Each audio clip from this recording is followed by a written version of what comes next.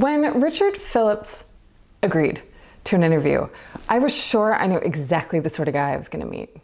Sure, he'd said all along that his work was about looking at how sex is commercialized and gender is glamorized and commodified in mass media, but there was literally no way that was true in my mind. I thought I was going to get some bro whose work appealed to the finance bros, and that's why he was now kind of out of favor. How wrong I was.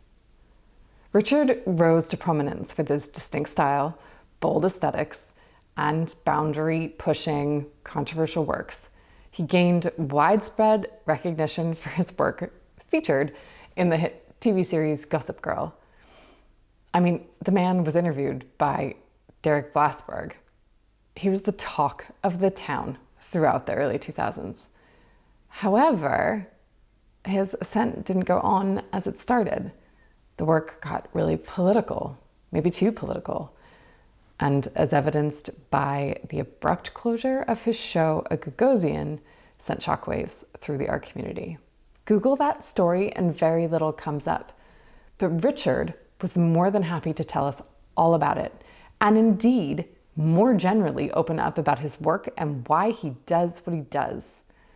Perhaps my expectations were low, but I left so happy to have met this man, and indeed happy to have seen his work in person. His facility and agenda are both extraordinary. His art speaks to the complexities of modern life, exploring themes of celebrity, consumerism, and the intersection of art and pop culture. And I think the art world needs Richard right now, even if we don't really want to look at how ugly that side of things can be.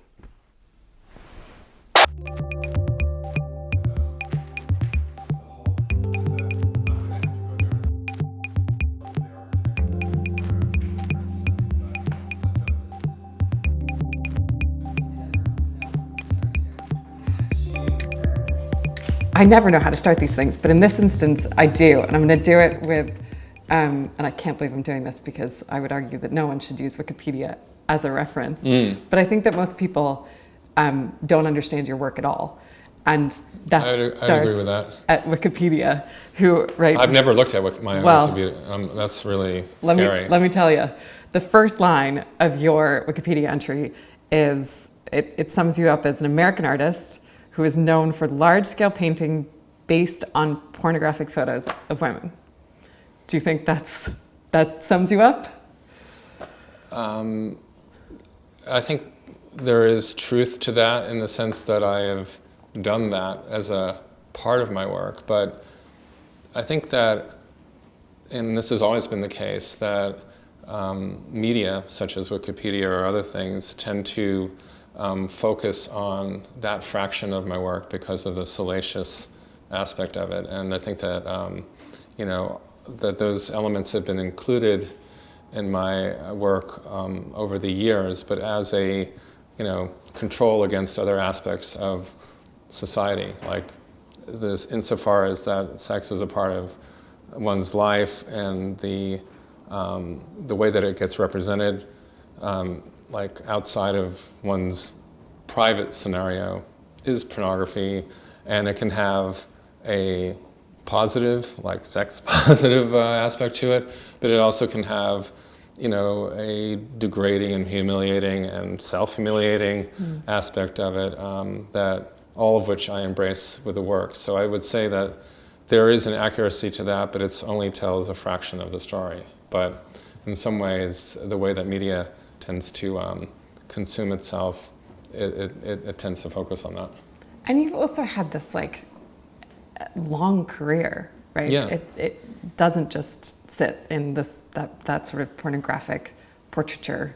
No, it actually started with fashion images. In 1995, I was walking home late at night in the East Village, and there was, had been drawing and working on more narrative-based drawings and paintings at the time. And it was kind of a misty night, and I was across from the Slate Graveyard. I think it's on 2nd Street between 1st and A. And there was like a group of neatly stacked magazines. And I happened to look at them, and they were all like, fashion and stock photography magazines from like the late 60s and early 70s.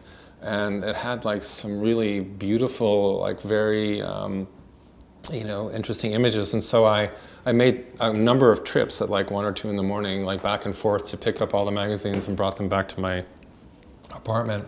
And I started looking at what these images were, and it seemed to really fit the time in the mid-90s. Like, it seemed to be a direct correspondence of it. Like, you had like, in terms of music, with the Britpop music and all of that, and there was a kind of reciprocity going between imagery and sound and everything, which has always been important for me.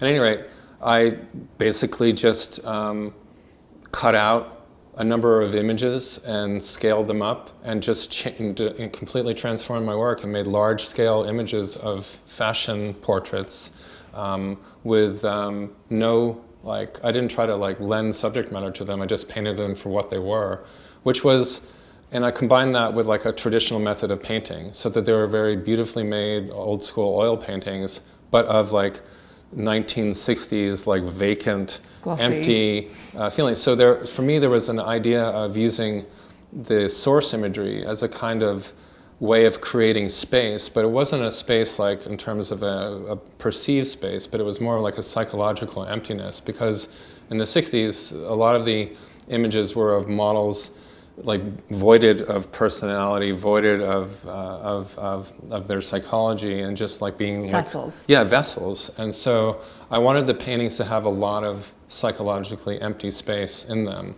And I ended up doing a large show of that in 1996. And so insofar as okay, you could say pornography is a part of it, but fashion was always a part of it. And I also ended up in later years collaborating with a number of different fashion entities before it became a thing. The fashion's relationship to the art world became so close. I ended up doing some things pretty early on with that. Have people talked to you at length about sort of appropriation versus misappropriation? I imagine you get stuck in that dialogue. Oh, you're taking an image from someone else and using it. Mm-hmm. Yeah. Well, I mean, that's always been a part of my work, and then in fact, in 2009, at the Swiss Institute, I made an exhibition which was shown in New York and also in Switzerland called Painting and Misappropriation. And so the idea of willfully stealing work and changing the meaning, taking over the meaning and manipulating it and creating a false history with it and setting that up alongside of another artist, changing their history in a deliberate way to distort what they did and make it more about me, shows the kind of malleability and and how easily constructed so-called believable history actually is. So I have always used that idea of appropriation and in equal measure misappropriation as a way to disturb or interrupt normal pathways of gathering information, so that a falsehood can be as believable as the truth, which is in our context right now seemingly prescient in a way. Yeah, for sure. Yeah. Are you striving to make a direct copy? I mean, looking at the drawings that you've got up now and that you've been working on, mm-hmm. they're almost better than the photographs themselves, mm-hmm. because they have more. They're not those portraits. They're not vessels. You can see the personality right. of your sitter, or the celebrity, or what. Yeah, what? How do you feel about pushing past sort of a mimetic representation, just a direct copy? It's been a process over time, and I think it was 2011, I did this show in London called The Most Wanted, and it was an image of actors and musicians from that particular time, 2010, 2011, whereby, and I just and there were images of these celebrities on press line backdrops that I fashion brands that I put behind them. And they were very much still in that sense of this kind of voided, celebrity. Almost, they were very much, inspired by Richard Bernstein's Interview magazine illustrations. And they were still kind of looking at that emptiness of how we look at celebrities and honor them and make them a part of our fantasy lives. With these portraits, I felt like I wanted to let my drawing method do the opposite, really. Is like now that we have much more like social media and things that we can just are constantly scrolling and constantly like TikTok and all that, like everything is taken in extremely small bites. I wanted to kind of take these images of, and they're heavily edited to look for these moments where actors, in this case, who are vessels, who have to be devoid of their personal expressive,ness in order to occupy their character, and to find some way of imbuing them with a sense of their own psychology, perceived psychology, I guess. Mm-hmm. And so, drawing has a really great way of being able to do that, because in a way it takes you out of that click of the millisecond click of photography, and you get to see, and especially in these drawings, a very matter-of-fact way that a face can be constructed. Mm. And if I choose the right kind of image, where it's like an offhanded shot, or where it's like a shot that's not being really used for commercial purposes, then there's a chance that you can kind of meditate on what makes up a person, and how you might see that differently. And I really felt like in the process of drawing, it's that level of concentration that I have to like draw out that feeling that, when you're standing one-on-one in front of a drawing, it's different than, say, a painting or anything else. You can really see how it's all coming. You see the sensitivity of touch. And in some cases, the touch is so light. It's so just like barely touching anything. And that sensitivity is something that comes out in the expression of the person. And I think that's something that I have only discovered after a long time of working on different aspects of appropriation, misappropriation, is seeing like what sensitivity can bring to it.